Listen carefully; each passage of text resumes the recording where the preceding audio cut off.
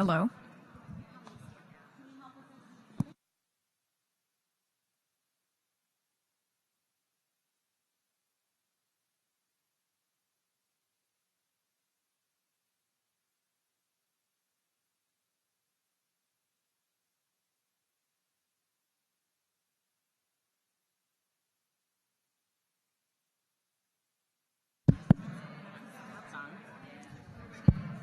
Okay, so I'm going to shut them off.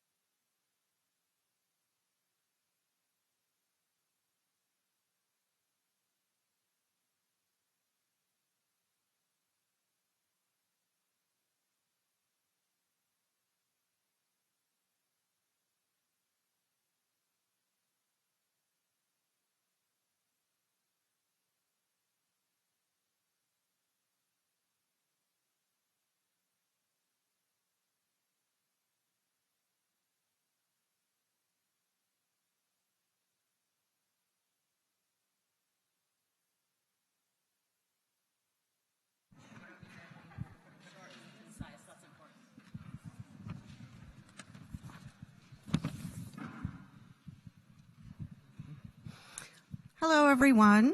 My name is Trina Fuller. I'm the president of the Women of Temple, Beth Emeth. Welcome to our community wellness program, Beriot HaKahila. Our program this afternoon is sponsored by the Women of Temple, Beth Emeth, an incubator grant from the Women of Reform Judaism, Jewish Family Services, private financial contributions, and through the generous donation of expertise and time from our panelists, who you will meet shortly. How about now? Okay, thanks. Okay, so now I have the pleasure, here we go, of introducing our planning committee. I have Dr. Barbara Burstein. Where are you? Barbara? Barbara? She was just there. Dr. Kettle Friedman. Wave your hand here. Thank you. Hillary Handberger. Thank you. There's Barbara. Wave your hand. Thank you. TBE social worker, Marissa Quigg. Dr. Laura Vadalero. Thanks. Thank you all for your commitment to mental health awareness, education, and suicide prevention. Special thanks to Rabbi Winston for his advice, insight, and support of this important program. We recognize that the topic we are discussing today is evocative and may bring up difficult memories or feelings. To best support you, we have a clinician from Jewish Family Services here that has volunteered her time to be available to those who might need it. In the back, we have Sarah Hong. Oh, and Cynthia. Okay, and Cynthia is here to help us out. If you need to leave the sanctuary to use a restroom or take a phone call, we ask that you give them a thumbs up as you leave the sanctuary on your way out. Otherwise, they're going to follow you out and check up on you. They will also be available briefly after the program as needed, and we thank them for their time and their support today. And just as a disclaimer, we are live streaming. Only the panelists are visible. Just want everyone to know that. So today, to start our program, I have the honor of introducing Lauren Levy-Linkner. She's the daughter of Linda Fink Levy. And Linda was a beloved and active member of our community who died by suicide this past January. And Lauren's going to begin our program today by sharing her mother's story with us. And may Linda's memory, the memory of our friends and loved ones, those known and not known to us who have died by suicide, be a blessing and give us all strength today. Lauren? Oh, you're making me tear up already. Here you go. Thank you. It's obviously hard for me to do, so I can get through it. My name is Lauren Levy-Linkner. I lost my mother, Linda Fink Levy, to suicide in January. In the aftermath of her tragic death, a surreal nightmare, those who knew my mother were shocked. The comments I heard most often were, "I had no idea she struggled with depression. She hid it so well. But she was the happiest person I knew. But she was always smiling. But she was so happy when you and Adam moved back to Ann Arbor. But she was so happy about Levi, my son, her only grandchild, who was 8 months old at the time." Thank you. My mother modeled optimism, intellect, and strength to her community.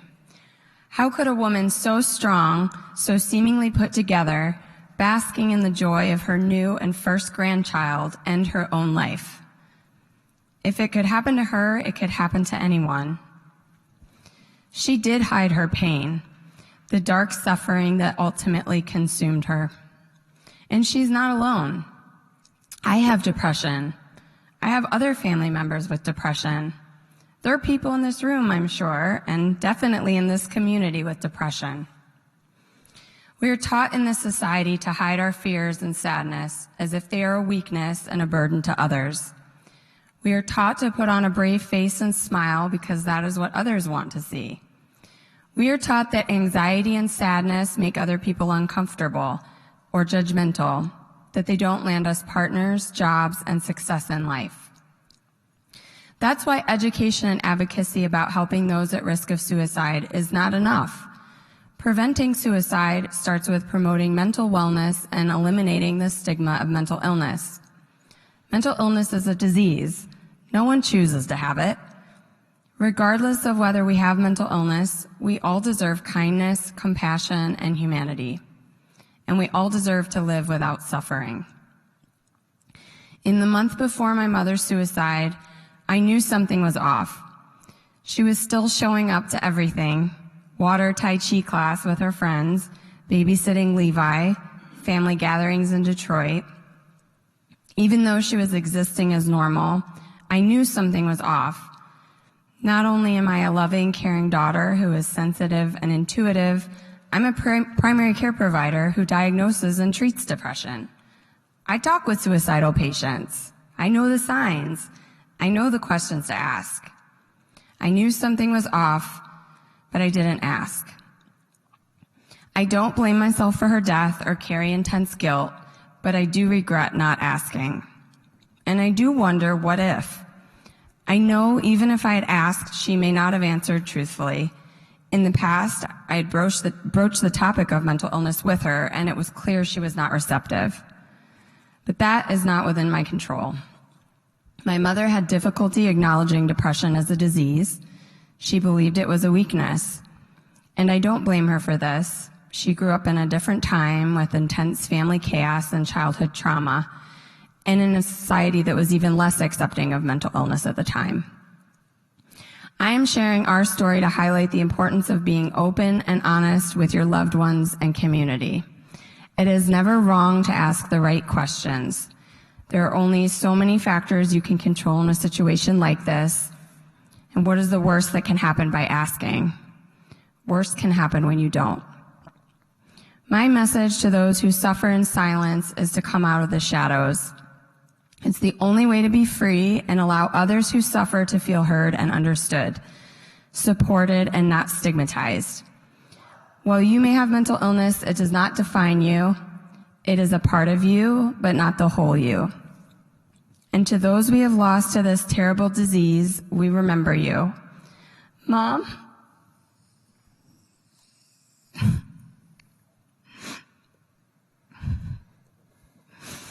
We remember you.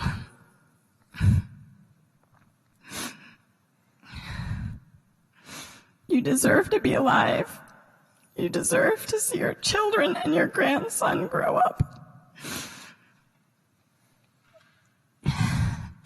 We will fight to help others who suffer with this disease so their lives do not end prematurely, so their families' lives are not shattered, and so that they may come out of the darkness and live in the light.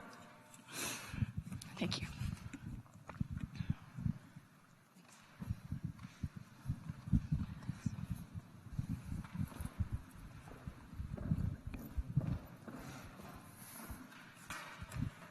We're very gratified and heartened to have you with us today.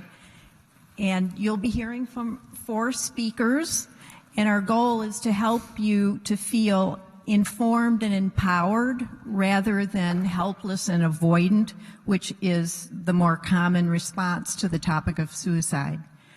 And and as you're listening to our speakers, we invite you to write out any questions or discussion topics you would like the speakers to address, and just hand them to one of the committee members, that have been introduced. Trina, Kettle, myself, Barbara, Marissa.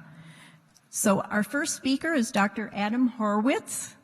And Dr. Horwitz is a clinical psychologist with the University of Michigan Department of Psychiatry. His clinical interests involve working to identify the cognitive and behavioral risk factors associated with suicidal behavior, as well as working on improving suicide risk assessment procedures. In addition, Dr. Horwitz is a clinical lecturer with the U of M Department of Psychiatry and a researcher with the Youth Depression and Suicide Prevention Research Program.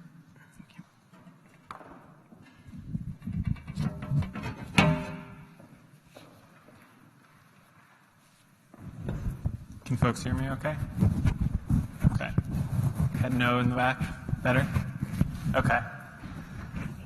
Thank you for the introduction, and thank you all for being here today. Can I stand up? Sure. Is that better? Okay. Is that easier? Sure. So I'm happy to be here today to speak with you all about different risk factors for suicide, some of the warning signs we know about, and provide some information kind of broadly and generally about suicide, particularly here in the United States. And I'd like to do that by dispelling some myths that exist about suicide and providing some of the facts and information that may be corrective in that respect. So the first myth that I'd like to speak to is the idea that there's a suicide epidemic currently in the United States. So yes, so currently suicide is the 10th leading cause of death in the United States, and it's the second leading cause of death among adolescents and young adults. Currently, the rate of suicide is twice as high in the U.S. as opposed to the rate of deaths by homicide. So there's over twice as many suicides as there are homicides. And it's true, the suicide rate has increased by over 30% in the last 15 years. Each year in the U.S., nearly 10 million U.S. adults will endorse serious thoughts of suicide. About 1.4 million will make a suicide attempt, and there are about 45,000 individuals annually who die by suicide. So again, while we are seeing this increase over the years, at the same time, the overall rate is about 14 deaths for every 100,000 people. So slightly more than 1 in every 10,000. And as we've seen suicide kind of climb as the leading causes of death, currently the rate of suicide is actually lower than what it was, even though it's been on the rise, it's a bit lower than what it had been, say, 80, 90 years ago. It's kind of one of those things like with the stock market, if you pick kind of where the start period is, you can kind of develop a trend. So again, that's not to minimize the issue of suicide, right? It's what I do, it's what I research, and that's what I do. But at the same time, there's sometimes the kind of more of the alarmist piece. And while we do know that anxiety, depression, and many other associated factors are on the rise, it's worth noting that in the kind of grander scheme, kind of suicide's not a new problem. It's a problem that's been there. It's existed for a long, long time. And one of the reasons why it's climbing on the list of leading causes of death is more of a function of we've gotten better at a lot of other things. Car safety has improved. Chronic illnesses have been improved. Vaccines for things that used to be higher on the list. So it's worth noting, and the important piece is that suicide has stayed steady, and that's despite research and efforts and things like that. We haven't been able to make a significant dent in that rate, and certainly one suicide death is one too many, and our goal is to reduce as much as we can.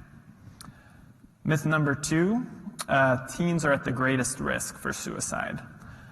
So while rates of suicidal thoughts tend to be quite high, so a national survey of high school students indicated that 17% endorse serious thoughts of suicide in the past year, and about more than 7% report a non-fatal suicide attempt in the previous year. So these rates are higher among teens, and yet if we think about in terms of mortality, so individuals who die by suicide, the age group with the highest rates are actually adults between the ages of 45 to 54, as well as elderly individuals 85 and older. And for them, the rate is about 20 for every 100,000, whereas for teens, it's about 11. So the rate's actually about double for adults and folks who are 85 and older relative to teenagers. In terms of risk factors for suicide and suicide attempts, depression and mood disorders tend to be quite common. Substance use issues can be an indicator for folks, especially older folks, physical health problems, chronic pain, stressful life events and transitions, so as well as grief and loss. So whether that's the loss of a relationship or the transition from kind of work life into retirement can be very stressful for folks. Obviously, losing a spouse or loved one can be a risk factor, particularly for males who lose a wife, that the risk is quite high in terms of being a widow. Exposure to suicide can increase risk for suicide. So whether that's someone in your family or in the community or in schools, we do know there's research that shows that there is a contagion aspect to suicide and having exposure, whether it's a high-profile media suicide or someone in the same community, that having that exposure to it does increase risk for suicide. And it's important to note on that aspect as well that it's not necessarily that someone who wasn't thinking of suicide or that was never on the radar, somebody does, and then all of a sudden it plants this idea, but for folks who are already at risk, exposure to someone else's suicide can be something that really precipitates action. At the same time, it's important to note that there are protective factors for suicide, and the one that we know is most critical is connectedness. So whether that's connectedness to family, friends, the community, certain institutions, things like that, having a strong sense of connection as well as a strong sense of purpose or meaning in life can be very, very critical. We know that problem solving and coping skills are very important, and we also know that cultural and religious beliefs against suicide can actually be quite protective, and I've certainly worked with people in the past who held very strong religious beliefs about suicide and said, straight up that if they not believed that they would go to hell if suicide wasn't a sin, they would have done it at that point. So again, it's not necessarily what we want as the first line, but to the extent that it works for some folks, absolutely.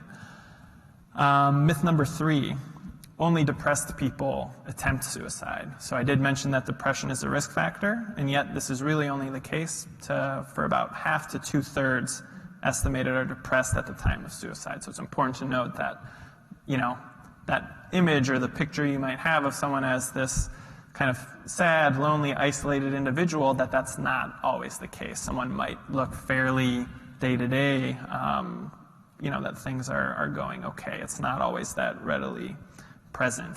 It's important to note with depression as being one of those risk factors that when it comes to suicide, we know that in terms of men versus women, that depression rates are higher in women relative to men. Rates of suicidal thoughts and non-fatal suicide attempts also higher among women, and yet men are much more likely to die by suicide. We sometimes call this the gender paradox of suicidal behavior. Again, this idea that women are more likely to think about it and to attempt, and men are more likely to die. And what we know is that one of the primary reasons behind this has to do with method of suicide. So men being more likely to use firearms, which are much more likely to result in a death in an attempt, whereas women, while firearms, I think, very close, about 1/3. So for men, it's, I think, 2/3 or so who die by a firearm. For women, it's about 1/3, and then overdose and other methods come in there for women as well. And what's really important, and I always emphasize this, is extremely, extremely difficult to predict suicide. So there are 25 non-fatal attempts for every suicide death. And this is, a past history of suicide attempt is generally considered to be the strongest predictor of a future attempt. And yet 90% of individuals who've made a past attempt and lived do not go on to die by suicide. And 60% of individuals who die by suicide have never even made a first attempt. So our strongest predictor is only predicting this sub-slice, and a large majority of those folks don't go on to do this thing. So it's extremely, extremely difficult to make this prediction, especially if you try to pinpoint it at an individual level. Myth number 4, suicide is an impulsive decision that happens without warning. So again, while there certainly are exceptions, and I want to couch this within what I just stated, right, that it's extremely difficult to predict an individual suicide. Having said that, there are some warning signs that are important to be aware of and to be on the lookout for. So this might be things like talking about wanting to die or ending one's own life, talking about feeling trapped. The sense of burdensomeness is one that has really come out in the past 15, 20 years as being really important. This idea that other people might be better off without me as being a motivator. looking into different types of suicide methods, so Google searches and things like that. It could be, purchasing a firearm or collecting pills, things like that, things that are done with the intent of using it in a suicide attempt. Giving away possessions or important items. We also frequently see things like increases in agitation, irritability, difficulty sleeping. In some cases, folks might start doing things that are a little bit kind of dangerous or risky type behaviors, whether that's kind of just starting to walk across the street without looking, just taking some of these small types of risks that can stand out because there's not as much a concern if something might be happening to them, as well as isolation and withdrawal. It's important to note that in terms of the planning of suicide attempts, that we do see this more with older adults as opposed to teens and younger folks. And for older folks, their attempts are also more likely to be fatal for a number of reasons. Also important to note that with teens, again, that we mentioned that oftentimes there are these communications.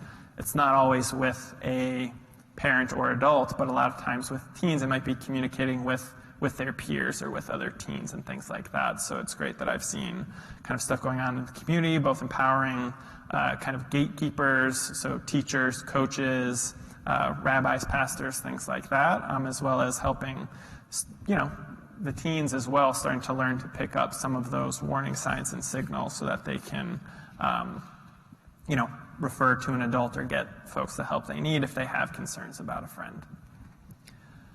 Myth number 5, so someone who is suicidal is determined to die.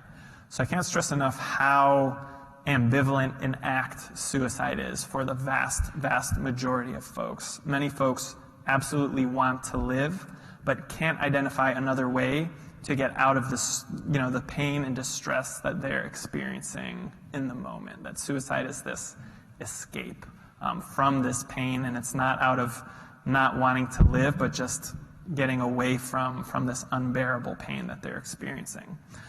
And for that reason, one of the best methods we have in suicide prevention is what we call means restriction. So making it more difficult for someone to attempt suicide, whether that's taking away access to lethal means, such as firearms, or, we always advocate very strongly for what we call safe storage of firearms, right? In the United States, a lot of firearms around, a lot of people who, feel very strongly about keeping them around, and obviously that's their right.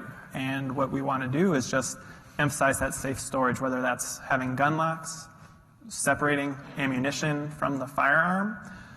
I mentioned earlier that, suicide isn't necessarily an impulsive act. At the same time, someone might be considering it for a while in the sense that it's not impulsive in that respect. And yet there are sometimes these really short periods where kind of that motivation hits that tipping point where then they do go and decide to take that action. And any amount of time that you can add into that factor between the moment they decide that they're kind of, now's the time I'm going to do it, to being able to take that action is critical.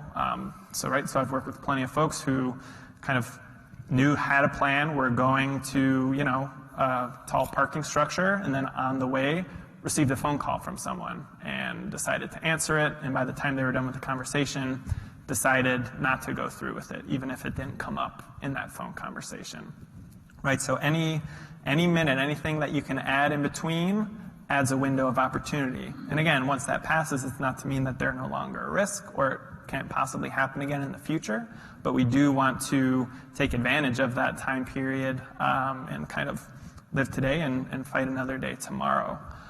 And also important to note that there's a lot of effective treatments out there. So whether that's cognitive behavior therapy, dialectical behavior therapy is a great therapy for folks with kind of more chronic suicidal thoughts or self-injury.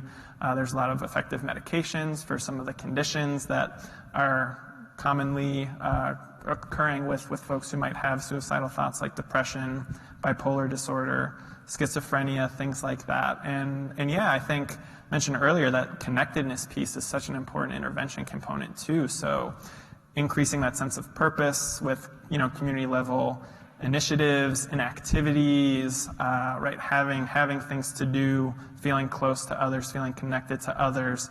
These are things that obviously we can do with support groups and community level programs and things like that. So those are all things that exist as well as other resources. So there are resources out there. So the final myth I want to touch on is this idea that asking about suicide with someone who might be suicidal increases their risk. So there's no evidence that asking about suicide increases someone's risk for thinking about suicide or making a suicide attempt.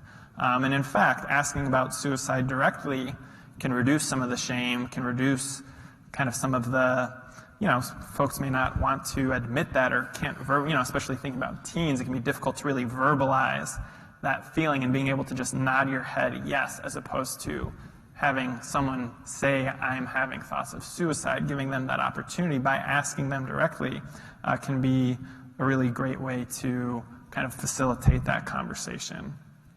And again, I'll say too that if you are asking someone, really important not to try to talk somebody out of their suicidal thinking or guilt them about kind of all the reasons that it would be bad or hear all the people who would be hurt by it. Again, folks who are kind of experiencing those thoughts have that sense of burdensomeness, right? They're already feeling bad. They think that other people would be better off if they were no longer around. That's kind of what the depression or other kinds of things distorts things into that viewpoint.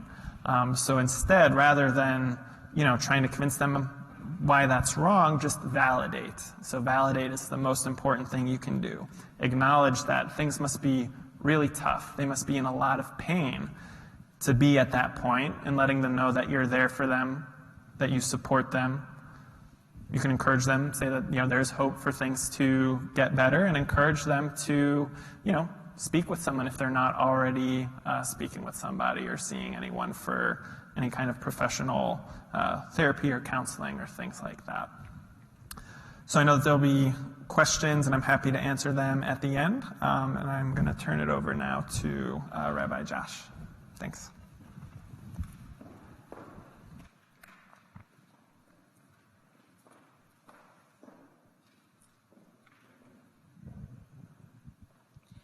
Our next speaker is Rabbi Josh Winston, who is no ordinary rabbi.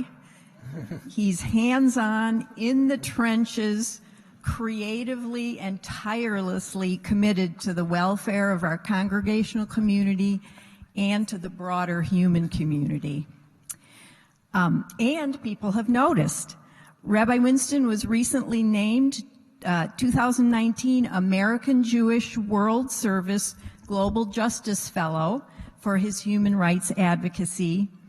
And just this week, the director of the Biennial for the Union for Reform Judaism included Rabbi Winston's sermon in this year's list of 4 must-read Rosh Hashanah sermons.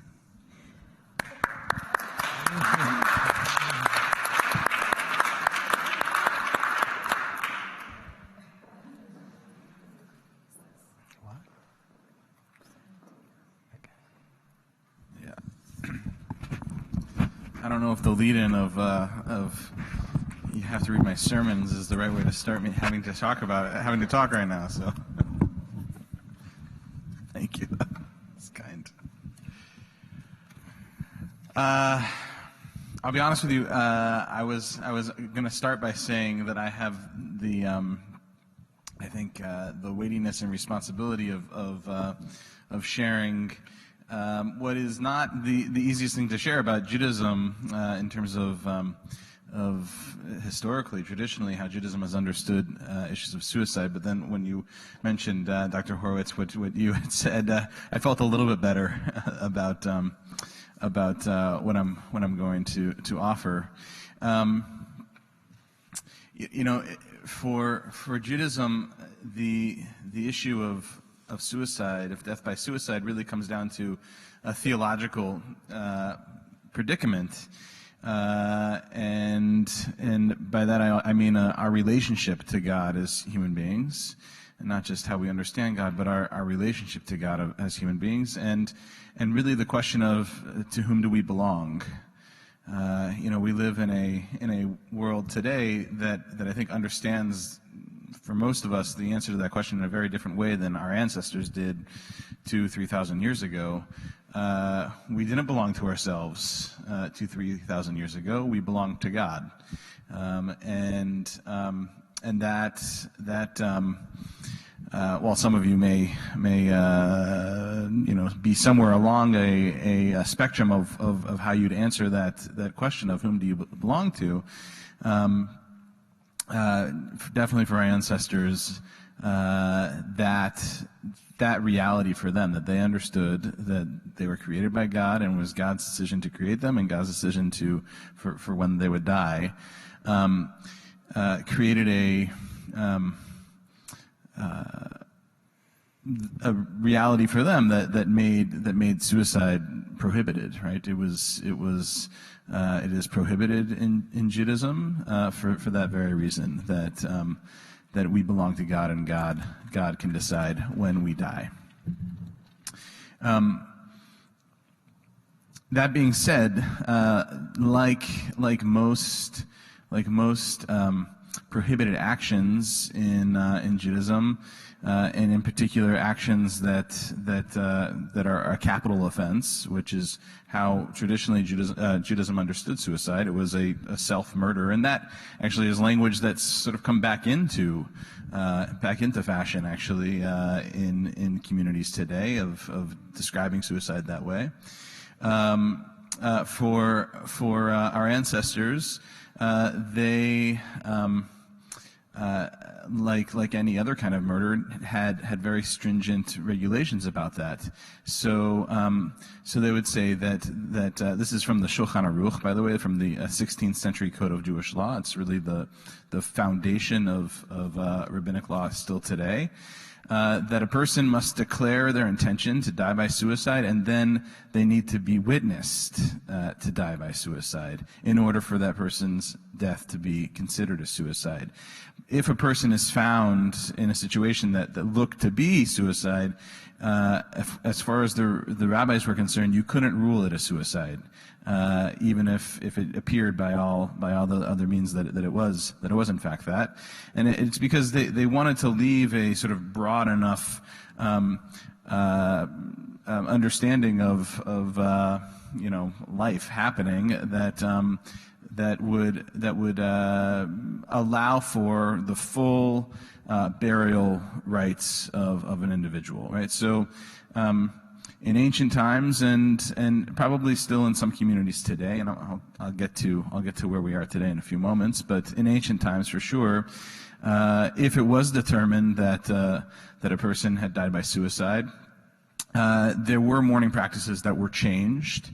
A person was still able to be buried within a Jewish cemetery. I know that sort of gets talked about, that they're not allowed to be buried in a Jewish cemetery. That's not true. It is true though that a person would be buried on the outskirts of the cemetery, and at a distance from other grave sites. And in some cemeteries, in traditional cemeteries, there are still sections reserved for folks who die by suicide. So that was one of the things that was different, and it still is different in some communities today. Although most other mourning rituals were still observed, because most of the mourning rituals that are observed are really for the people who go on living, and so to deny those mourning rights to them has never been understood to be beneficial in Judaism. So almost everything else was observed. One of the things that there's still, again, in some Jewish communities, conversation about is eulogizing a person who's died by suicide. There are some communities where that does not take place. Part of the reason is that doesn't happen. In traditional Jewish thinking, death is one of the ways that a person atones for a sin, right? And so when a person has decided to kill themselves, they take away the ability to use that death as an atonement. So you see how that doesn't work in the sort of logic of the rabbinic mind.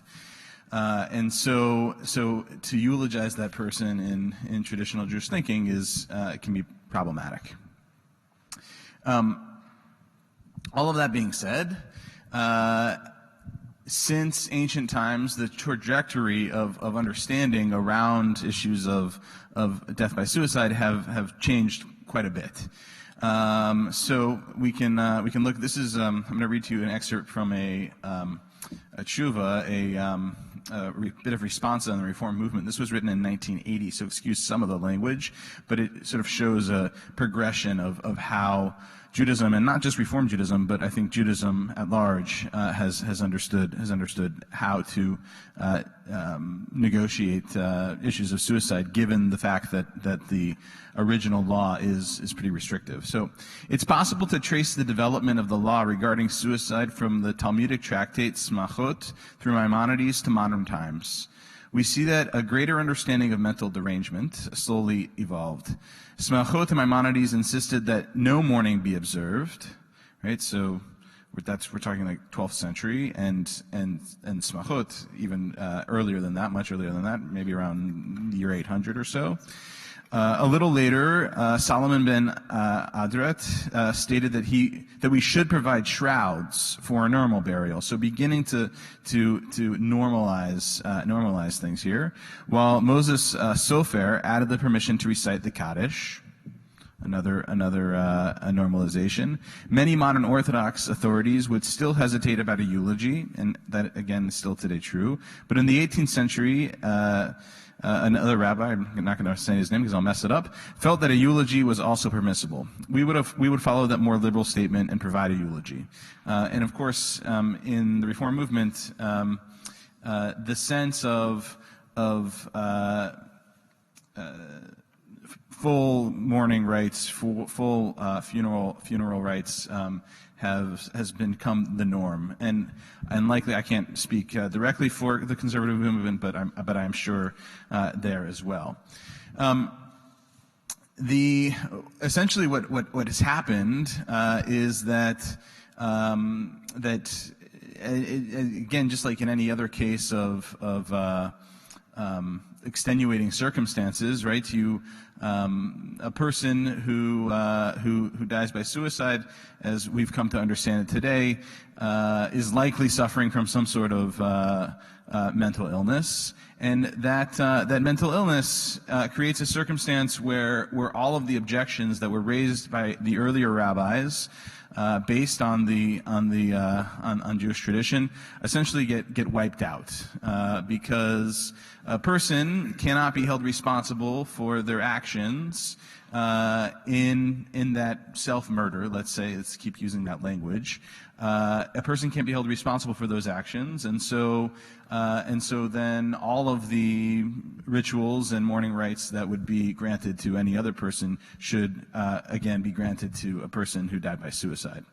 So once it's determined that a mental illness was the coercive factor in the death, the deceased is treated as any other person would be. Another piece of this too is that for our ancestors, at least in the reading that I was doing, the sense of a person taking their own life was sort of a mystery to the early rabbis. They didn't quite understand it. It didn't occur to them in the same way I think that it occurs to us today, and that probably led to some of their thinking on the issue. I want to read one other piece to you, and it's from this. Really, it's not just for the issue we're talking about today, but just death in general. It's called Jewish Insights on Death and Mourning. It's a really wonderful book. And this is a small excerpt from a chapter written by Yoel Kahn, who's a rabbi in Berkeley, California, called "On Choosing the Hour of Our Death." Judaism strongly opposes suicide. Breshit Rabbah teaches that those who take their own life will be called to accounting before God. And Judaism's disapproval is codified in laws that prohibit eulogies, public acts of mourning, and full burial rites for the suicide. The objection to taking one's own life is grounded in the belief that only God can make the determination of when a person should die, and that it is the ultimate act of human arrogance to interfere. Further, Israel's God is called HaChafetz B'Chaim, and Elohim Chaim, the God of life, who delights in life, and who therefore is always alienated by death. Within the strict boundaries of the halacha, however, there is a very large loophole which reflects the tradition's compassion and its understanding of human circumstances. For a self-inflicted death to be truly suicide, rabbis ruled it had to be voluntary and premeditated. When a person took his or her own life under physical or emotional distress, this was not legally considered suicide, and proper rights were not denied. The law presumed that anyone who was found dead by his or her own hands had done so involuntarily, unless there was overwhelming evidence to the contrary, evidence that was never especially sought out. Liberal Jewish leaders have emphasized this compassionate dimension of the halachic tradition. I think on the one hand, Dr. Horowitz, as you had brought up, the sort of prohibition of death by suicide, religiously speaking, while that might be preventative for some folks, I of course, I'm also thinking about not only those who die by suicide, but those who continue to survive. And for me, that's the hardest part of the language that we have in our tradition, that the sort of prohibition, or that somebody has committed a sin by committing suicide, is really difficult for me, for sure, and not anything that I would ever say to somebody, a family member of somebody who survived, because clearly something much deeper than just a choice to end one's life is going on for a person who dies by suicide. And I think that a lot of the material that we have coming from our tradition is not particularly useful as we try to mourn and pay respects to a person who's died by suicide. I think it's important to know, and that's why I said the things that I did. I think to understand the trajectory of Jewish tradition and know that while it started with a very strong prohibition and a statement of sort of sinful nature of death by suicide, that's not where Jewish tradition is today. And we've grown and we've changed, and hopefully we meet the needs of families and loved ones who are dealing with this in a different way than we would have even 100 years ago. Thank you.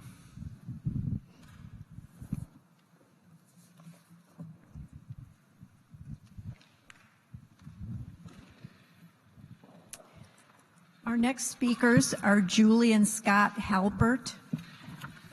Julie Halpert is an award-winning freelance journalist with more than 3 decades of experience writing for numerous national publications, including the New York Times, the Wall Street Journal, CNBC, and AARP. She has written extensively about mental health and suicide prevention initiatives.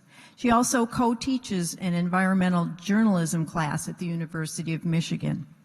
Scott was a practicing attorney for over 3 decades. He was a corporate attorney with Masco Corporation from 1990 to 2017, where he focused on several areas, including mergers and acquisitions, finance, and data privacy.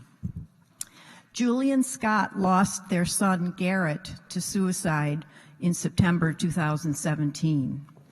Last year, they formed Garrett Space, a 501c3 nonprofit, to honor his memory and to help young adults struggling with mental health challenges.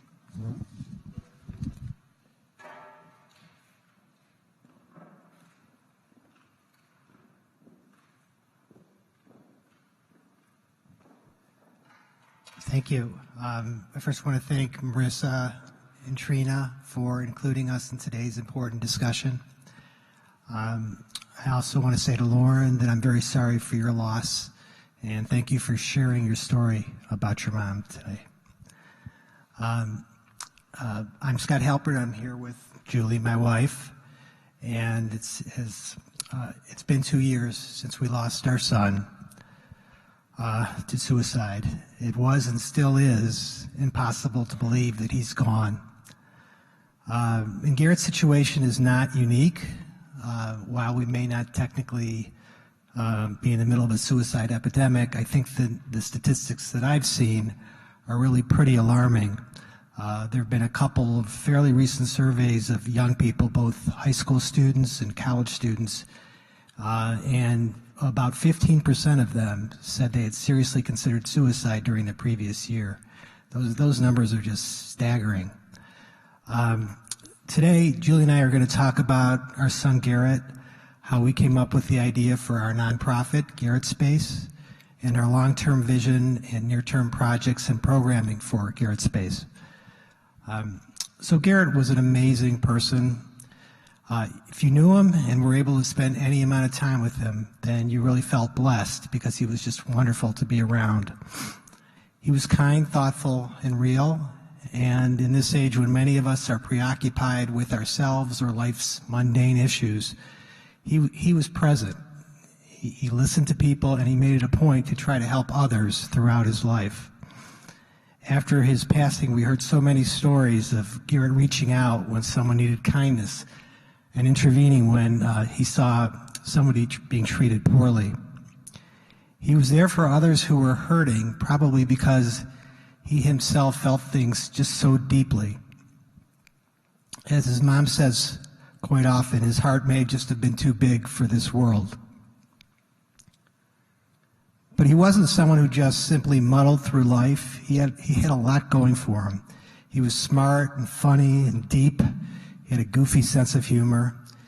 He was incredibly social and never happier than when he was engaging with his friends or really anyone, young or old. He was also a great athlete. He was one of the top tennis players in the state of Michigan for his class. He holds the record for most wins at #1 singles for Pioneer High School. And after he finished his tennis career at Pioneer, he told his mom and me that he wanted to give slam poetry a try. And I remember thinking to myself, well, this should be interesting, because I had no idea that he was interested in poetry or would be comfortable performing in front of an audience. And it turned out that his poems and he were just moving and brilliant. And he made it to the finals of the Poetry Slam competition. Still, despite everything he had going for him, including having great friends and a family who just adored him, he struggled from time to time. But what made things, I think, even worse is that he felt alone in his struggles. And I'm not saying that he didn't share his issues with depression and even suicidality with others, because he did. We learned after he passed that he had actually talked to peers about it that he knew. But he didn't have others in his life who could really relate to what he was going through and understand the depth of his struggles. Like so many other young people, much of what Garrett saw was through the lens of social media, and we all know that can really create an unrealistic portrait of how others are doing. And his friends, too, just seemed so happy in ways that Garrett felt he wasn't. And from the end of his senior year in high school through his freshman year in college, he kind of hit a wall from a mental health standpoint. We took him to the ER on a couple of occasions, and we waited through several different therapists who weren't really able to help him until we found one who Garrett seemed to respond to, and he made it through just a very, very difficult period. But I would say that from that point on, he never really had the same spark or look of joy in his eyes after that. There was just kind of a heaviness of life that seemed to weigh on him. He graduated college as a psychology major from U of M in 2016. Again, he was looking to help others as a therapist. And he worked for a year at City Year, assistant teaching to disadvantaged children in Washington, D.C. He had his first relationship about that time, which was really important to him. And that actually provided him with a temporary lift. But when it ended, it hit him really hard. He started working at a nonprofit in Northern Virginia in 2017. Its mission, ironically, was to prevent suicide in teens in that area. But he left that job because he felt isolated. He was just one of two people in the organization, the other being the founder. So he came home in August of 2017, and he was okay, but he was very, very fragile. After about 10 days or so, something triggered just a staggering downward spiral for him that ended in him dying by suicide less than a week after that. And during that short period of time, his mom and I were scrambling as best we could to get him help. He was seeing a therapist, and he said to us he asked us to be patient with him, and he said he wouldn't harm himself. Julie and I didn't see any good available options, really, beyond seeing his therapist and the ER. The problem was that he had been to the ER on a couple of previous occasions and felt he didn't want to go because he felt it hadn't helped him. So I'll turn things over to Julie. So after our son passed away, we were searching for a way to honor his memory and to help others avoid the heart-wrenching loss that we were forced to endure. We initially set up a fund with the Depression Center, wanting to launch an initiative related in some way to mental health. We both realized that the options for treatment and support were woefully inadequate, as Scott said. A few months after Garrett passed away, we were sitting at his graveside when we both, at exactly the same time, came up with the idea to create a holistically focused center for young adults with significant mental health challenges. We said to each other that if this place had existed, it really could have helped Garrett, and just as importantly, he would have wanted to go there, not just at the end, but at any point in his life. After talking to many mental health experts in the area, we're more convinced than ever that there is a critical gap in options and support available for young adults who need something more than weekly visits to their therapist, but aren't actively suicidal. When you hit bottom with drug addiction, there are plenty of affordable options and welcoming spaces. We envision that Garrett's space will provide a type of rehab for mental health issues that is both stigma-free, not in a hospital setting, and a beacon of light for young people who are in danger of losing hope. Our son lost hope that he could ever feel better, and we want to restore that hope to the other young people who are struggling. As our vision for the center is that it will be a haven for young adults, a place to connect and heal. As Adam mentioned, connections are so important for young people, and that will be a priority for us. It will focus on instilling strong coping skills, including dealing with broken relationships. We imagine a setting immersed in nature with woods and walking paths, and in addition to therapy and peer-to-peer support, we'll provide a range of holistic activities to facilitate healthy behavior. These include yoga, music, meditation, exercise, healthy cooking, art, and journaling. Every time we mention Garrett's space to anyone, they're enthusiastic. I want to be involved, and how can I help? Are common refrains. And this community has embraced our effort. Everyone from the mayor to local restaurant owners, educators, and mental health wellness experts. And our effort has been particularly embraced, not surprisingly, by the many parents whose young adults are struggling. Some of these parents, desperate for an option, are asking when our center will be available. Recently, at Michigan Stadium, where 1,300 people practiced yoga to benefit Garrett's space, some people who lost their young ones to suicide came up to us and hugged us, expressing gratitude for what we are trying to accomplish. Some had tears in their eyes, and we feel their pain. Adam said there's not a particular crisis, but we feel strongly that even one suicide is too many among young people. And we feel we aren't moving fast enough to address the problem. Our goal with the Depression Center as our partner is to make this a model that can be replicated not only statewide, but nationwide. There's a particular urgency among young adults, which is our target population, those ages 18 to 28, because those in this age bracket face unique challenges. They're no longer minors, and may not be living near an adult or parent who can check in on them. And even if they're seeing a therapist, it may be difficult for parents to get information and access to those conversations. It's a time of significant disruption and difficult transitions from high school to college and college to the real world, where they often lose the tight cocoon of friends. They may experience the breakup of a romantic or other loss, which can be a crushing blow. It can be a frightening, isolating period where they feel very much alone and ill-equipped to seek the help that they so desperately need. So just two additional items I want to mention about our center that we envision in our programming. The statistics show that the rate of suicide is really at the highest after discharge from a psychiatric ER or other psychiatric hospital setting. So we at Garrett Space plan to continue to reach out to our participants after they've completed their stay with us so that they'll continue to feel supported and know that someone cares about them. I'm not aware of any other facilities that are doing that currently. Second, Garrett Space will be available to everyone regardless of their ability to pay. So what are we doing now until our residential center is up and running?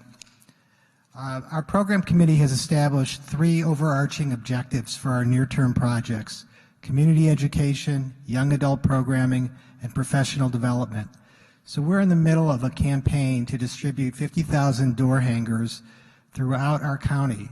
These door hangers contain critical resource information on where to go and who to call and text when someone is having a mental health crisis. This information has been vetted with our team of mental health experts as well as outside organizations.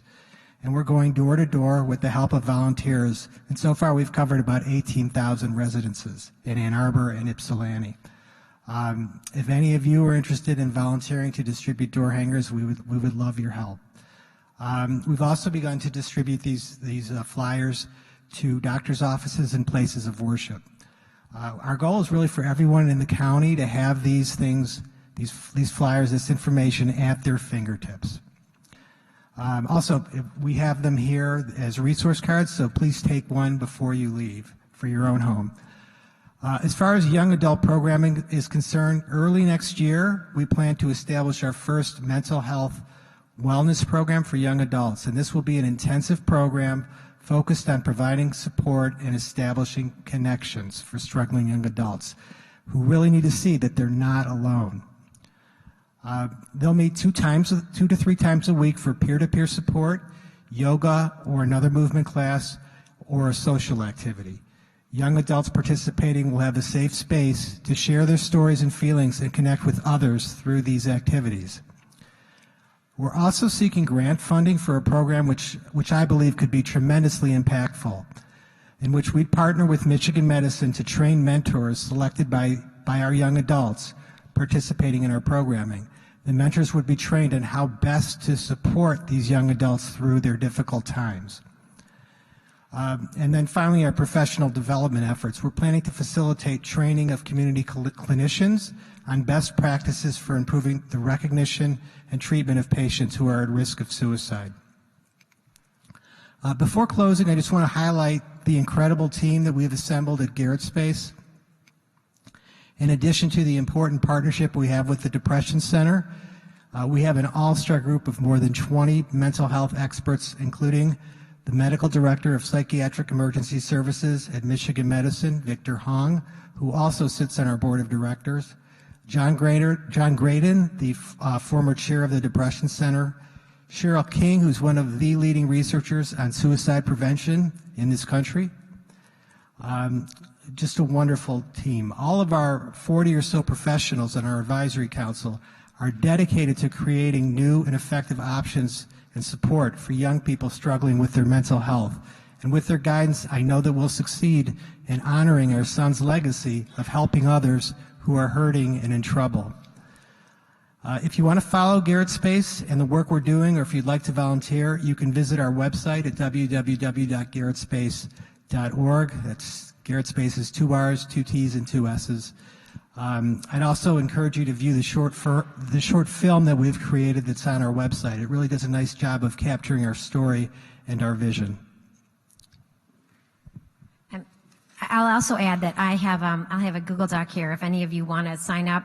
In addition to having the door hangers, we want to have what are called friend raisers, which is a very small, intimate hosting of a gathering of your friends to spread awareness of Garrett Space. If you're interested in that, door hangers, or just have some special area of expertise you want to share with us, you'll have an opportunity to sign up right here after as well.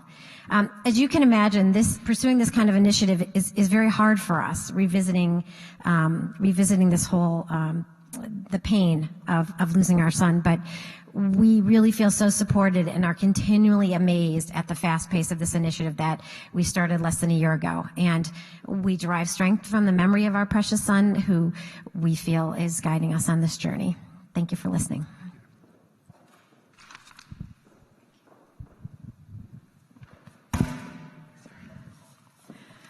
Our final speaker and panel moderator is Marissa Quigg, LL.MSW, and she's the Congregational Social Worker for Wise Aging, and she's serving both Temple Beth Emeth and Beth Israel in a partnership with the Jewish Family Services. She received her MSW from the University of Michigan School of Social Work, where she was a geriatric scholar.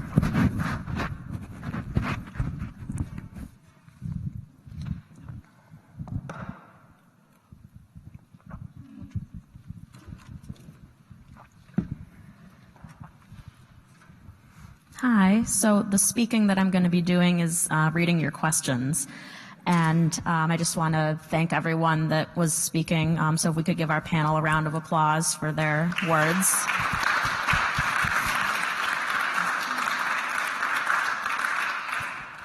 And so we have a couple of questions here, and I've, for the interest of time and just repeating questions, have combined some of them that are kind of looking at some of the same topics. As well, if you still have a question, please write it down on your card and wave it up in the air, and one of our program committee members will come and get it from you. It's really important that we utilize our panelists up here who have really unique experiences and areas of expertise. So our first question is for anyone on the panel. If you could please discuss the important use of language when discussing suicide or mental illness, and that in conjunction with someone who asks about whether or not saying committing suicide is relevant or useful or helpful. So is there anyone that would like to start? It seems, Adam, that you would be most appropriate, although I have something to say about that too as a journalist. So to the point, we strongly discourage the use of commit in referring to suicide. Commit, pretty much if you think of anything that follows commit, it's some kind of crime or bad thing. And again, thinking of the more broader aspect of, both through the Jewish lens that we spoke of and our understanding of what really leads someone to suicide, not kind of in that sin framework or committing crime framework.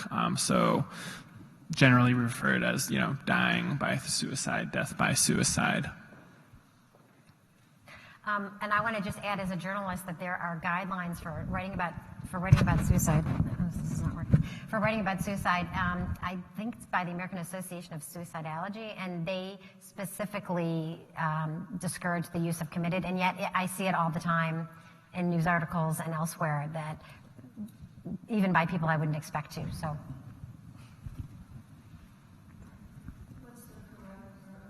Well, Adam, you were saying died by suicide. Death by suicide.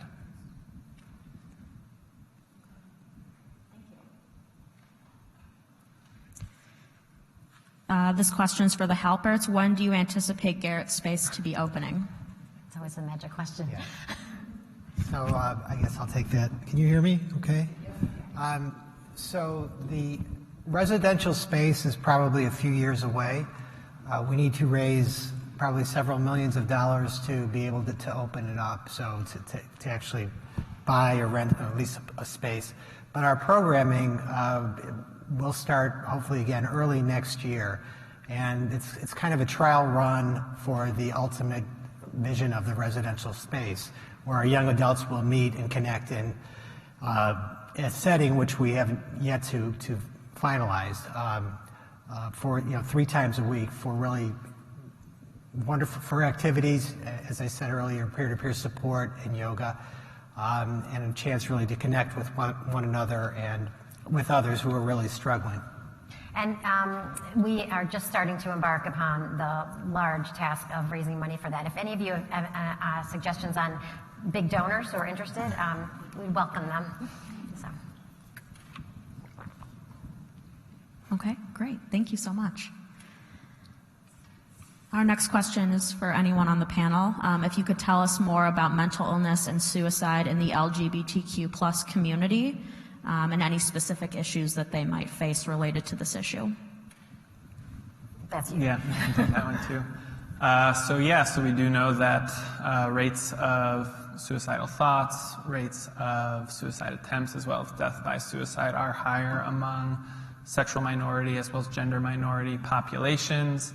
A lot of this stems from, there's this, what we call the minority stress model, so the idea of belonging to a marginalized group creates obviously just things like discrimination, lack of opportunities or participation, and stressful experiences. And if stress is really an underlying factor across, depression, anxiety, all those other risk factors that individuals who are identified as a sexual minority or gender minority, that the risk is higher due to kind of those circumstances. A lot of times, too, there can be stress related to concealment.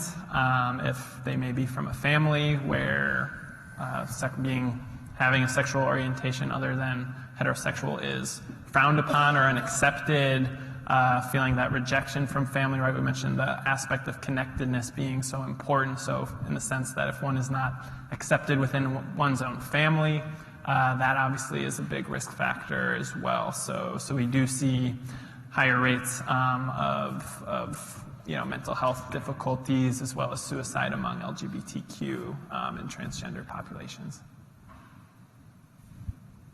Anyone else? Anything else to add? Okay.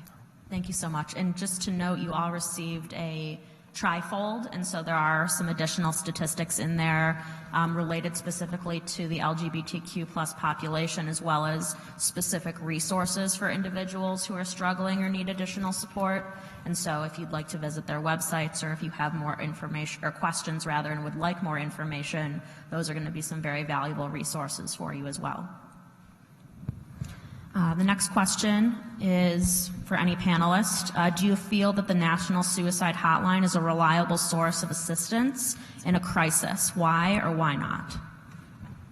You should take that on. So when during the week prior to our son passing away, we actually tried to call the hotline. And it took us about 45 minutes before we reached someone.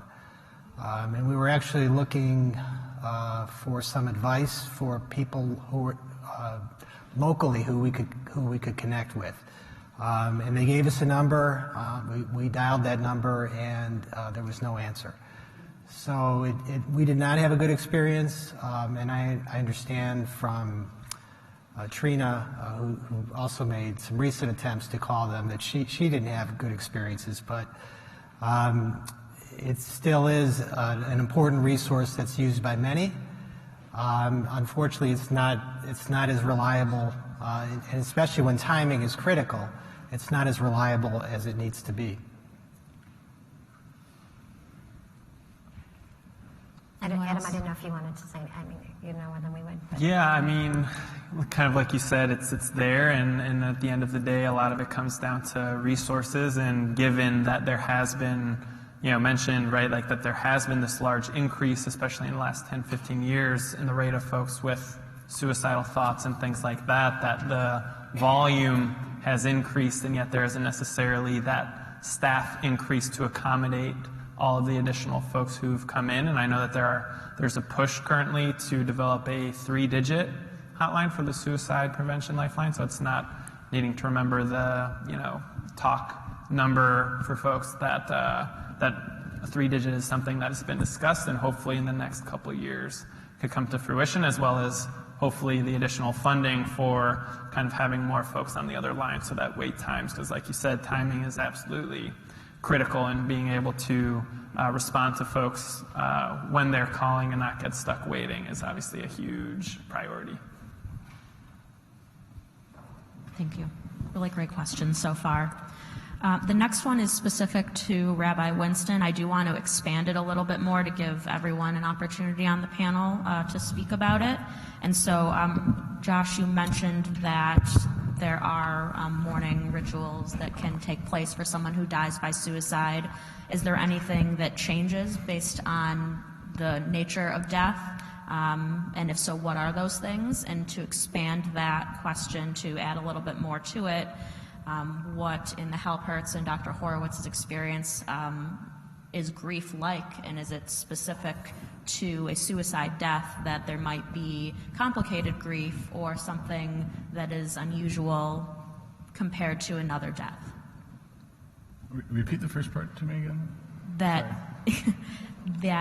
individuals who die by suicide are given rights to be mourned, but are there specific things that are added or omitted, or are there specifics based on the way that someone dies?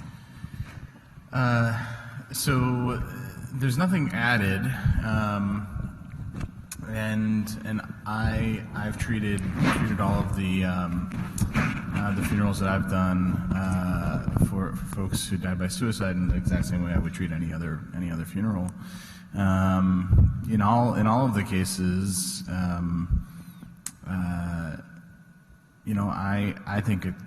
I think it's just important to acknowledge what's happened.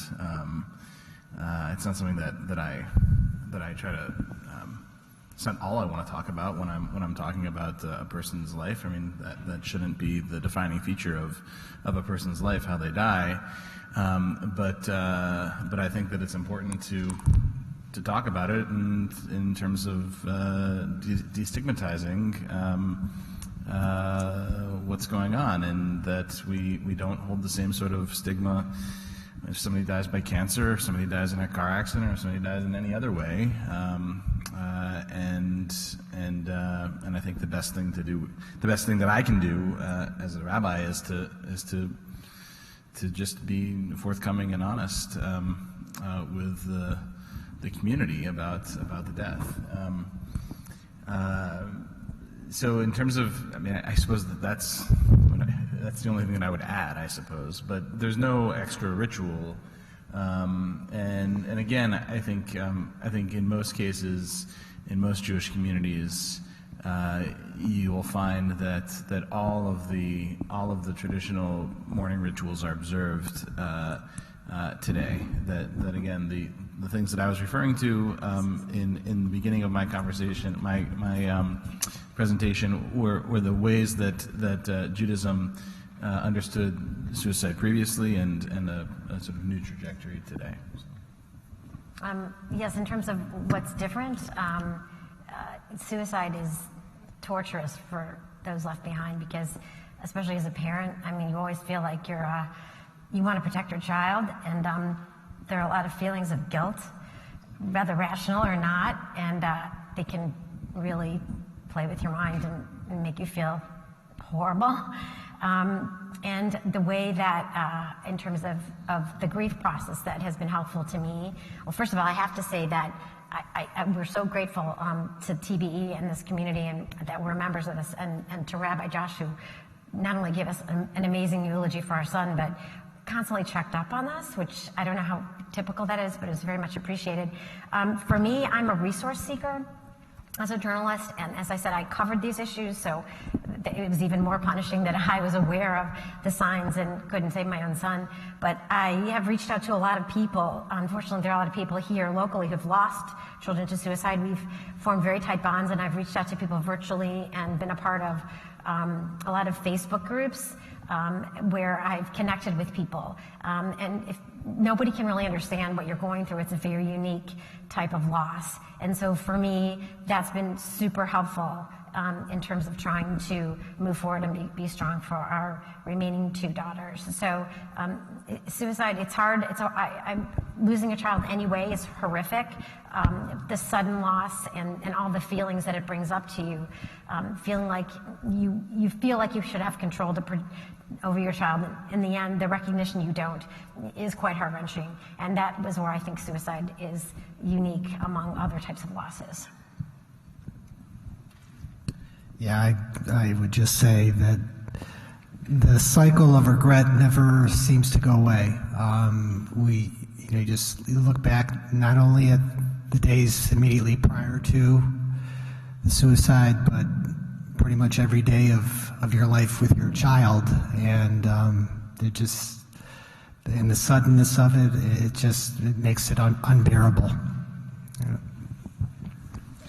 And one more thing, that I suppose, I'd hope that those of us that are here today, obviously, may feel differently than other folks. But one of the things that I've heard from families that have dealt with this is that the response that they would anticipate from friends is not what they had hoped for. Not in obviously all cases, but I think that issue, and this is one of the reasons why I bring it up at the funeral. The issue of stigmatization is not just about being able to talk about suicide if you're thinking about it, but for all of us to support a family, to continue to reach out. I mean, it is I think just like any sort of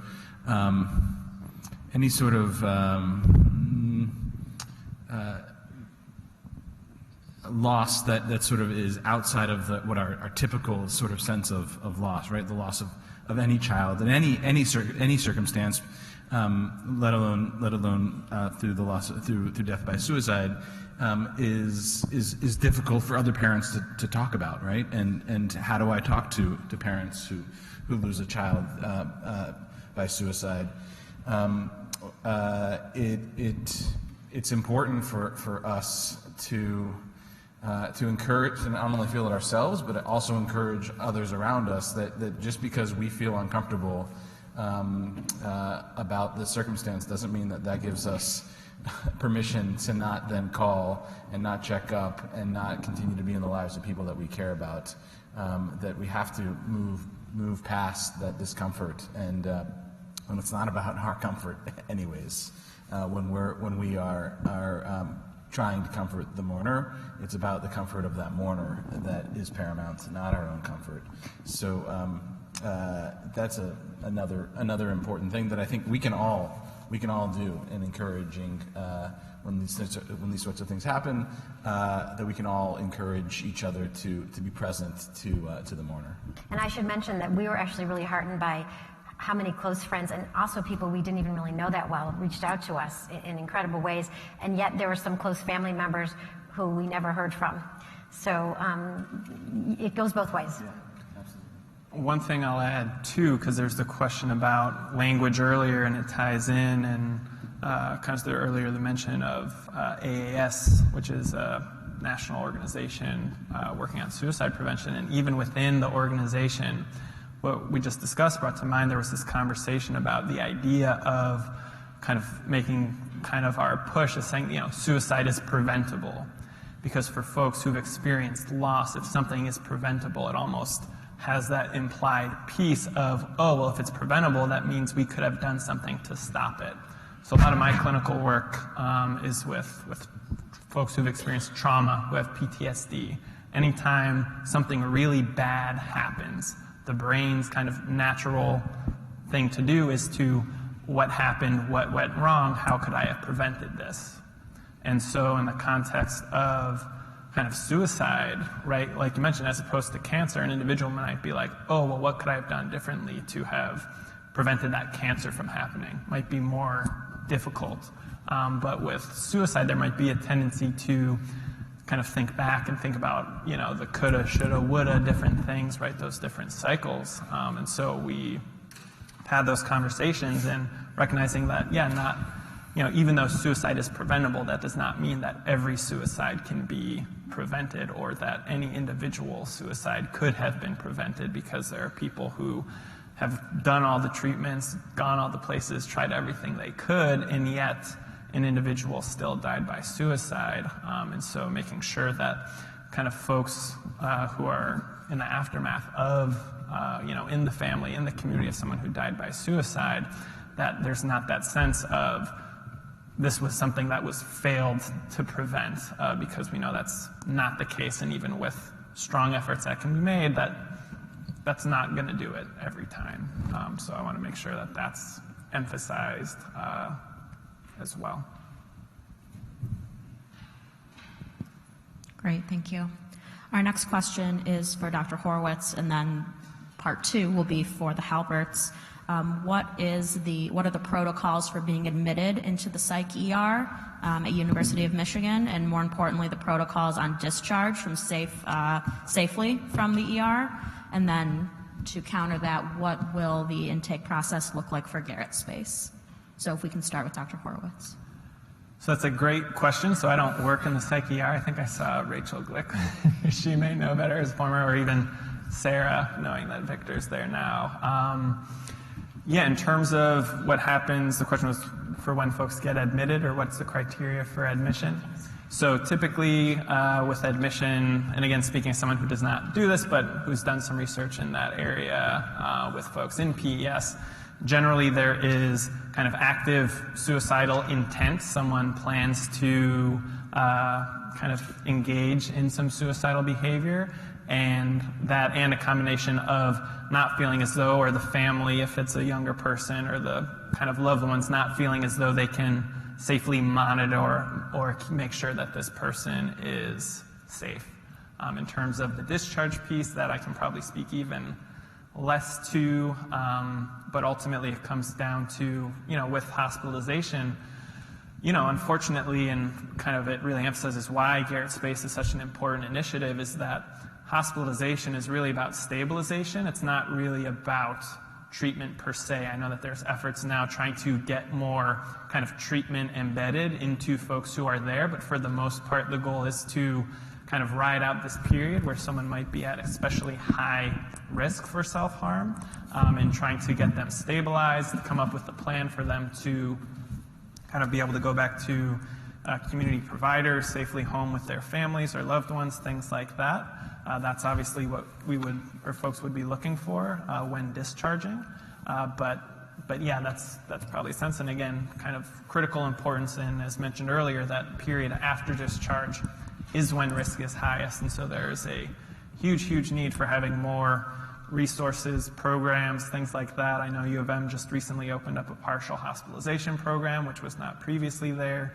But definitely that transition period is critically important for folks to be seen, receiving treatment, and working on improvement. Yep.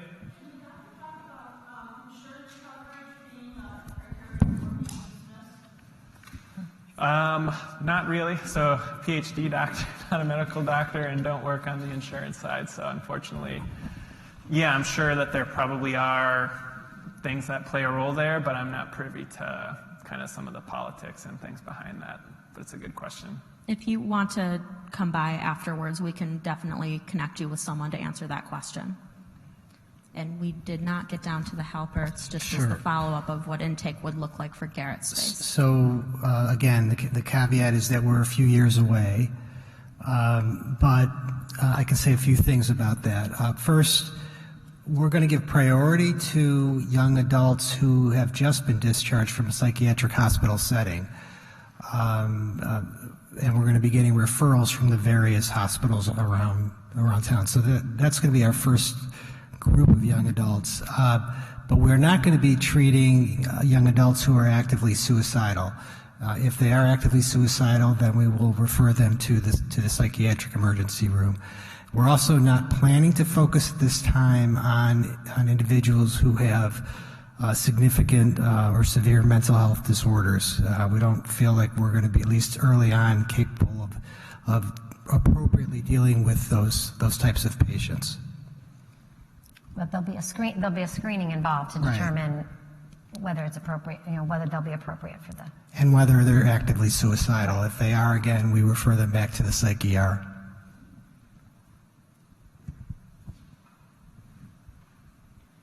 All right, our next question is about contagion, or so-called suicide contagion.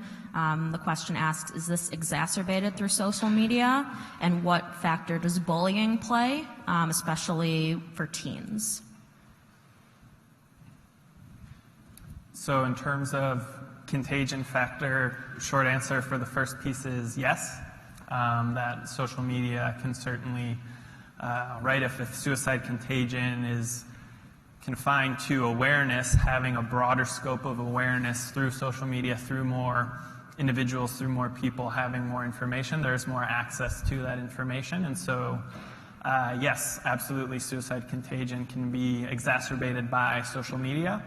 As it relates to bullying or cyberbullying as well, that is a factor that we see contributing to increased levels of depression, increased levels of suicide ideation. Bullying or victimization in any form is a risk factor, and obviously kind of conditions today being different, whereas in the past you might be able to get away from it once you go home.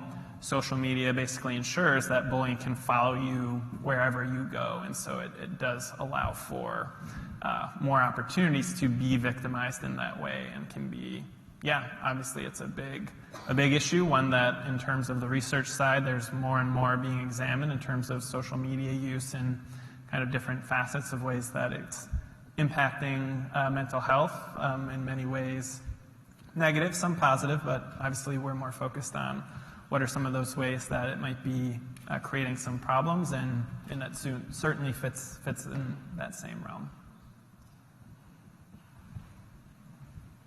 Okay, great. So on the other end of the spectrum, if we spoke about teens, now this question asks to address later life depression and suicide ideation, and whether there are treatments outside of what we think of as typical weekly or biweekly therapy to address this.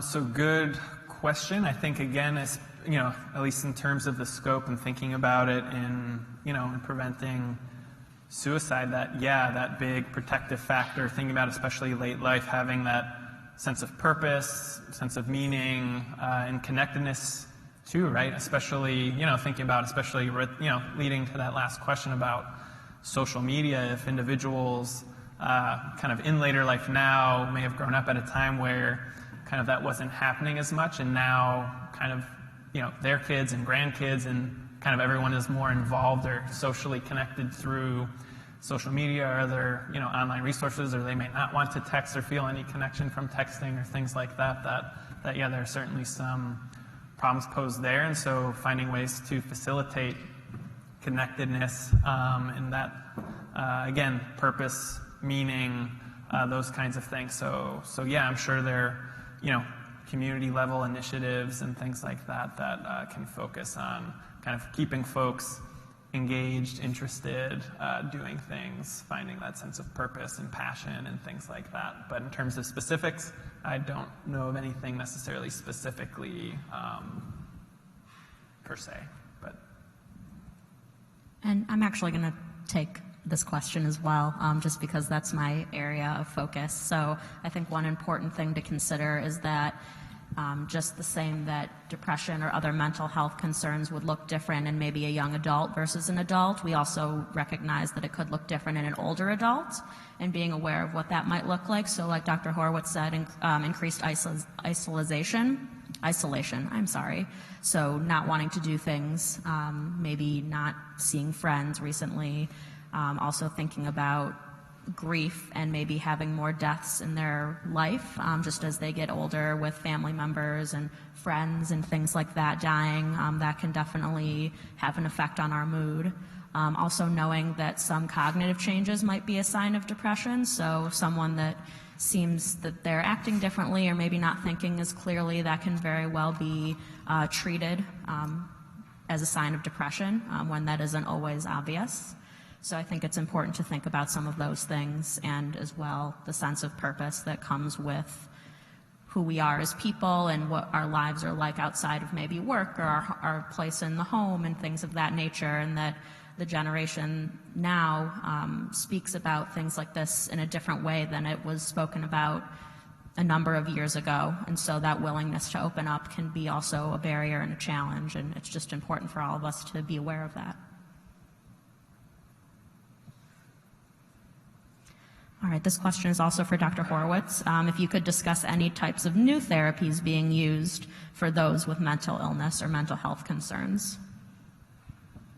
So it's a broad question, but yeah, so I'm not as involved. I'm, personally more involved with cognitive behavior therapy and things like that, and which we know are effective. I do know that from more of the biological, pharmacological side, that there are folks at the Depression Center who are doing some research and early studies. There are things, especially for depression, TMS, transcranial magnetic stimulation, and there's actually some folks starting to do some studies with ketamine as an antidepressant. So if there's some new, I think in the next 5 to 10 years, you're going to see some traditional kind of drugs of abuse, or thetothebasm, as well as hallucinogens and things like that being used for some mental health conditions as an adjunct or being involved with the therapeutic process. So there's always new stuff happening, but it always takes time to kind of weed out what's kind of the flavor of the month and then what actually works in the long term.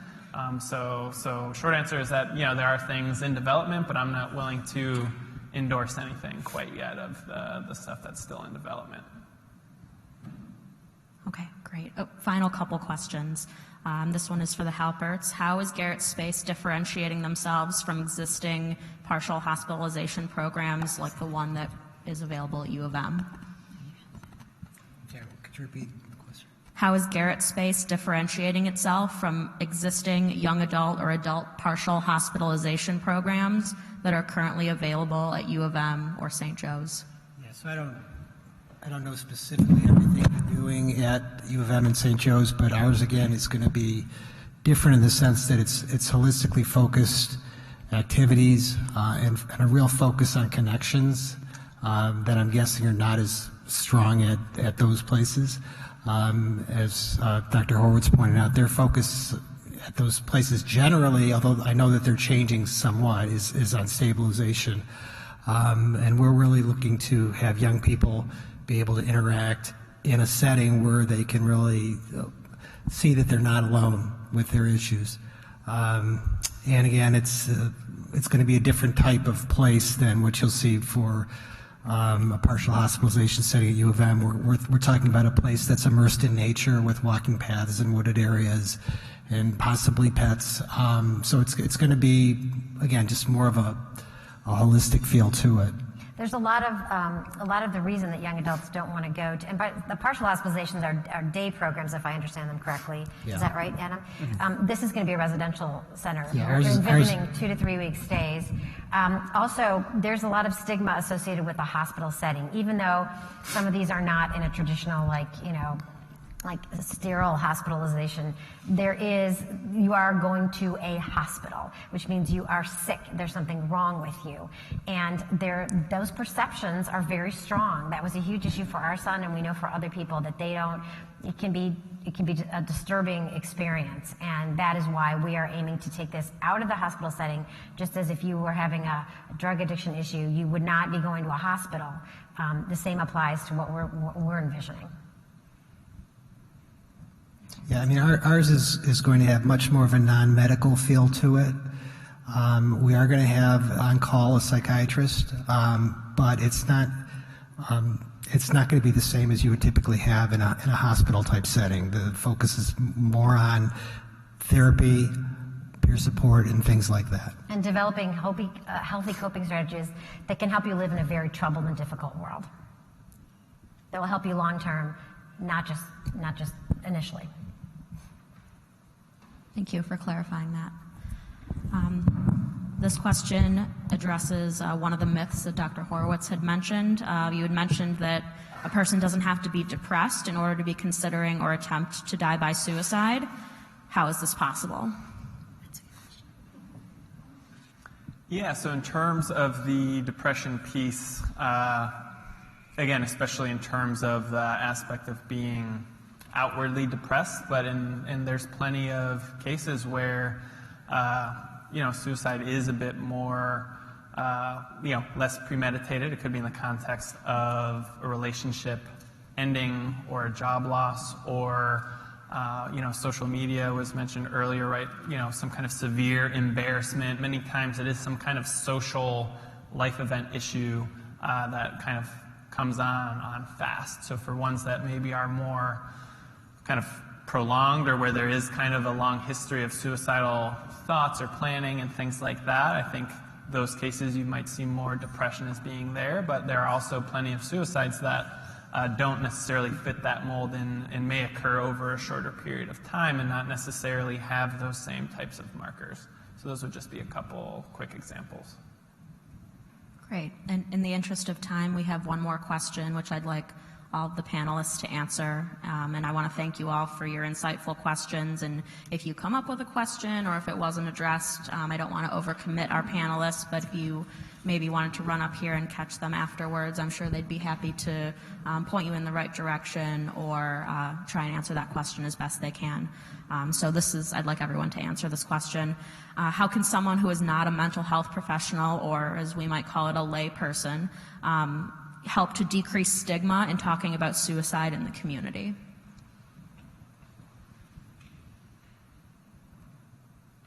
Well, I guess you could just talk about it a lot and really talk about it as if we're almost uncomfortable even with the term mental illness, because again, that implies that our daughters really don't like the idea that we refer to it as a mental illness.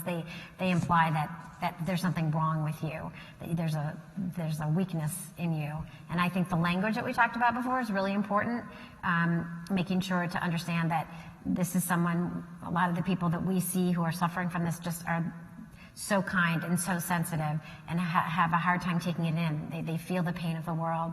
And I think just being open and talking about it.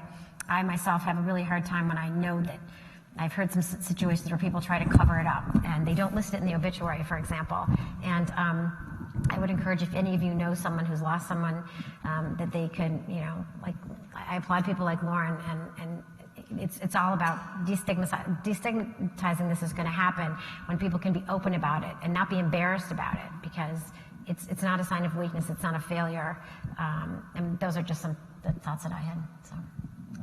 No, I agree. I think that for me at least, when people open up about it and ask me questions about how I'm doing, and just are willing to talk about it, it really helps me. And I think that if everybody was willing to have an open dialogue about it and talk about it, it would make things, it would decrease the stigma and make things a lot easier. I think that's probably it, yeah.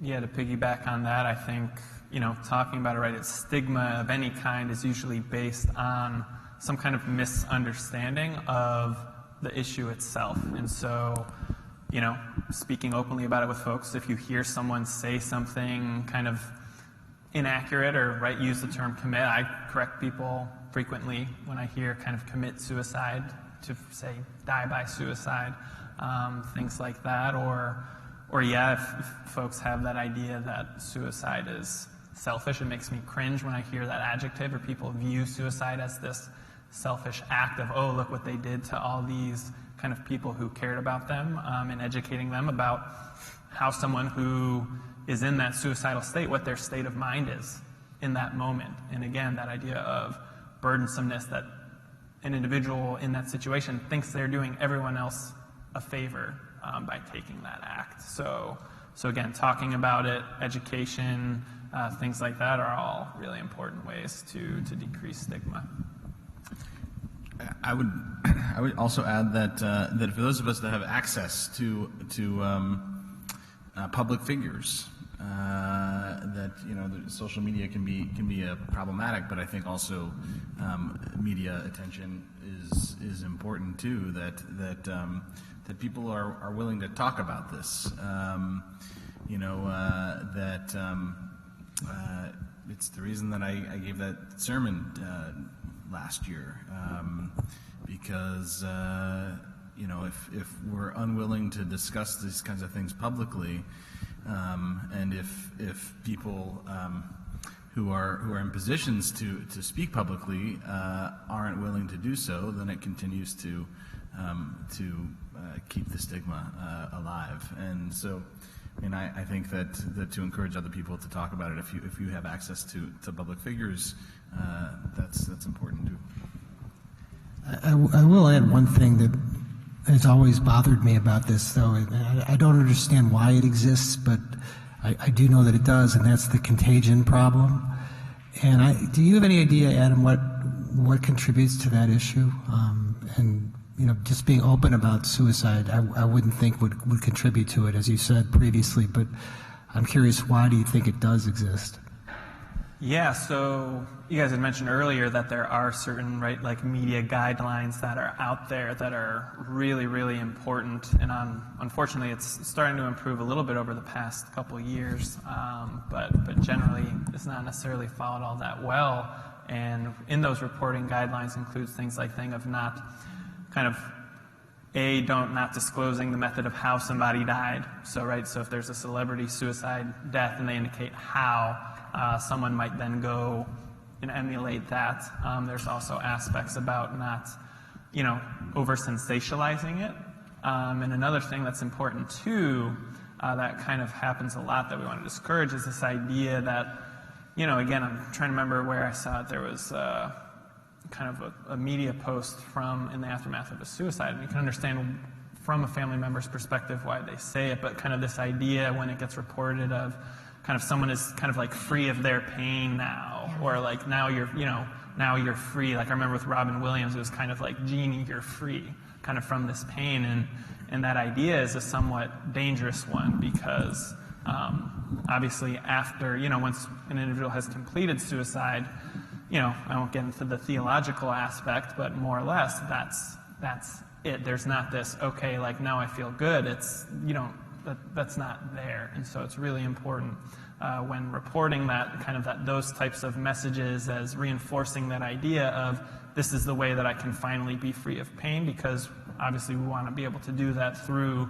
the avenues of treatment and connectedness and things like that are out there. Great, thank you so much. So we're going to move on. Thank you so much for our panelists and our question givers, rather. All right, next we're going to hand it over to the rabbi for a prayer.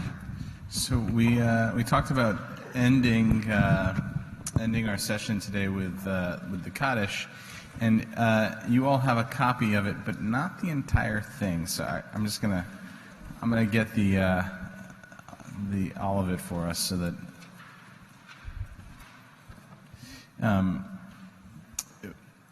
We wanted to read it first in English. It's likely that probably not all of us have read it in English, and we'll notice that especially considering this is the mourner's Kaddish, there's something missing from the words. So let's read as much as we can together, and then I'll continue reading after we're done with this section. Exalted and hallowed be God's great name in the world which God created according to plan. May God's majesty be revealed in the days of our lifetime and in the life of all Israel, speedily, imminently, to which we say Amen. Blessed be God's great name to all eternity. Blessed, praised, honored, exalted, extolled, glorified, adored, and lauded by the name of the Holy One, the Holy Blessed One, beyond all earthly words and songs of blessing, praise, and comfort, to which we say Amen. May there be abundant peace from heaven and life for all of us and all Israel, to which we say Amen. May the one who creates harmony on high bring peace to us and to all Israel, to which we say Amen. So you notice that there's no mention of death in the mourner's Kaddish. The history of the mourner's Kaddish, there isn't total agreement about how this ended it came to end the service, and why we use it as a way of remembering those that we've lost. It's likely the idea that I've seen the most, and again, there's not unanimity around this idea in the scholarly world, but the idea that I've seen most is that it's traditional to study in the house of mourning, right, and as a part of Shiva. And when you end study, you usually end study with a Kaddish. And so the association between the Kaddish and studying became the Kaddish within the house of mourning became so prevalent that people started using it as a way of marking yard sites and at the time of death as well, at the funeral, I should say, as well. So that's probably where this came from, and the reason then why there is no mention also of death there. So we don't typically say it in English, as all of you know.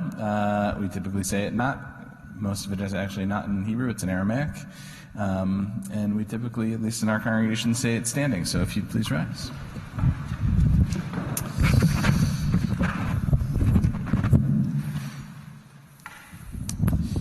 Yitkadal v'yitkadash shemei Rabba, be'alma divrach chirotei v'yamlich malchutei, v'chayechon uv'yomechon uv'chaye d'chol Beit Yisrael, ba'agala uv'izman kariv v'imru amen.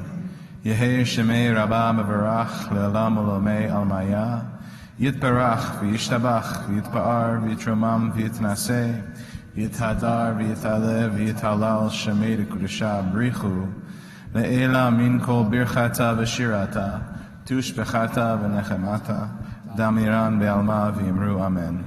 Yehei shalama rabba min shemaya, v'chaim aleinu ve'al kol Yisrael v'yimru amen. Oseh shalom b'romav, hu yaseh shalom aleinu ve'al kol Yisrael v'yimru amen.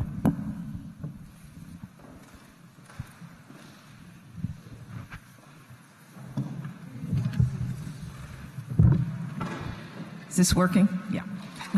I want to thank our panelists and just highlight some upcoming events and then welcome everyone to share some food with us afterwards, and hopefully we can have some conversations around cookies. I want to thank our panelists, Dr. Horowitz, for presenting some of the risk factors out there and dispelling some of the myths. Very helpful. Rabbi, the trajectory of Jewish thinking and and approach to suicide was really quite inspiring and very helpful to think about it from a Jewish perspective. So thank you. And Scott and Julie, what an inspiration, what a way to honor your son. And, hopefully Garrett's space will be a healing space for the community, but also for you as well. And what a blessing to have that idea in your head, and, a great thing for our community. Thank you so much.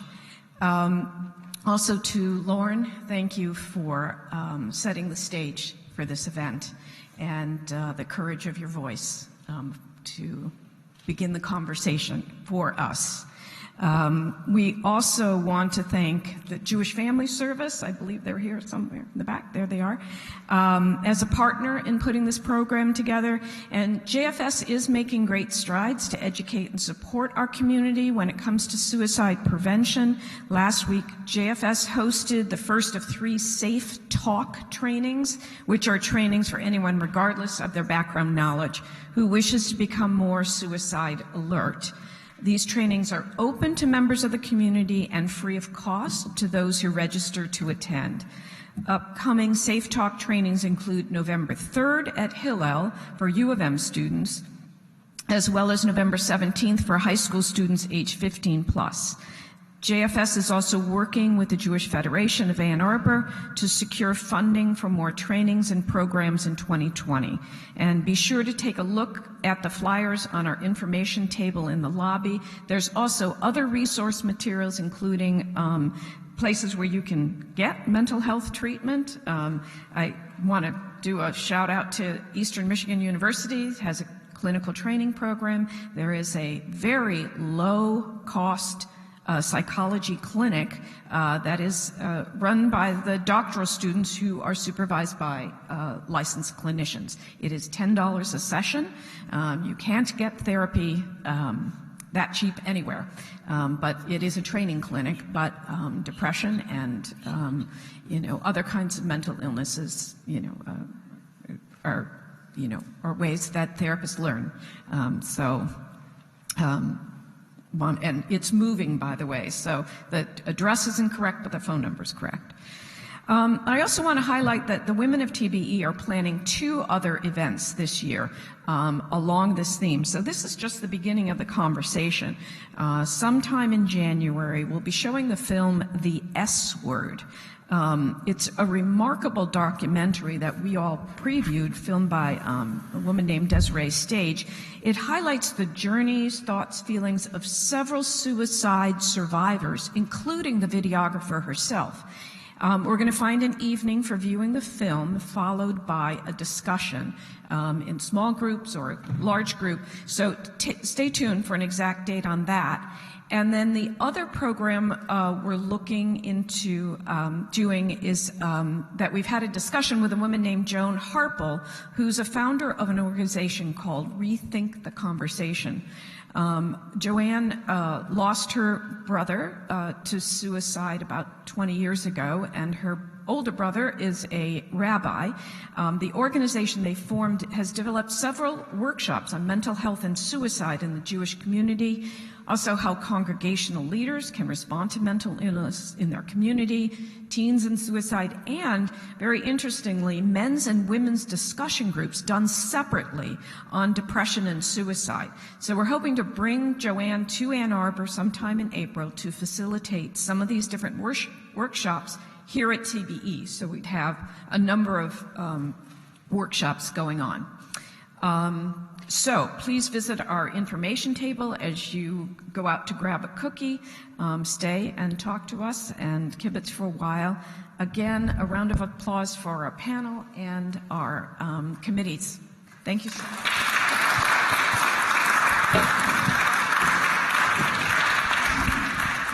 And if you want to sign up to volunteer, I've got a little Google Doc here. You can feel free to put your name on it.